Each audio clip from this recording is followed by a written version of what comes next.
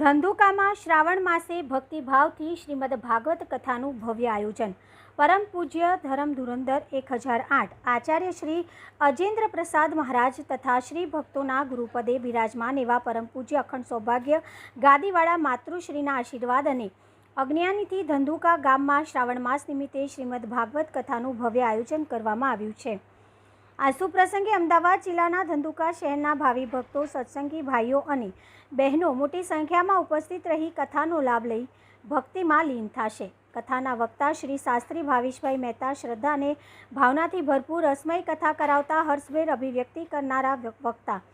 કથાનો પ્રારંભ 25/7/2025 અને કથાનો વિરામ 23/8/2025. સમય દરરોજ રાત્રે 9 થી 11 કલાક સુધી. કથાના અંતે ભાઈઓ બહેનો દ્વારા રાસ ગરબાનું ભવ્ય આયોજન કરવામાં આવે છે અને ત્યારબાદ આરતી અને પૂજન બાદ પૂર્ણાહુતિ થાય છે. સ્થળ સોની સમાજની વાડી ધંધુકા.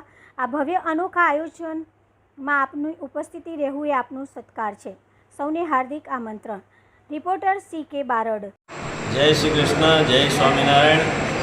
પરમ પૂજ્ય ધર્મ ધુરંધર 1008 અજેન્દ્ર પ્રસાદજી મહારાજની પાવન પ્રેરણા અને માતુશ્રીના આશીર્વાદથી સ્વામિનારાયણ મહિલા મંદિર ધંધુકા તેમજ સત્સંગ સમાજ ધર્મકુળ આશ્રિત સત્સંગ સમાજ ધંધુકા દ્વારા માસ પારાયણ શ્રીમદ ભાગવત સપ્તાહનું આયોજન કરવામાં આવેલું છે આખા શ્રાવણ માસ માટે.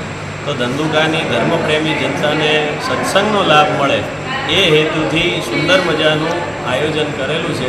તો આ આયોજનનો લાભ લેવો. રાત્રિનો સમય છે કથાનો, રાત્રે 9 થી 11નો સમય છે.